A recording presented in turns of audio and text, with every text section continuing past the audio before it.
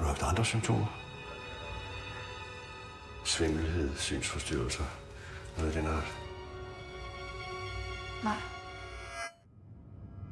Du hedder Marie, ikke? Hvor ved du det fra? Nej, skat. Du er tidligt hjemme.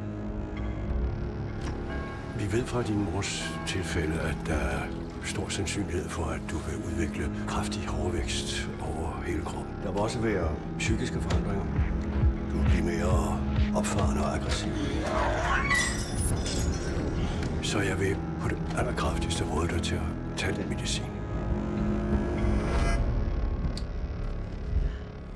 Kom nu. Rolig, skat. Rolig. Du skal holde den stille. Ja, sådan der.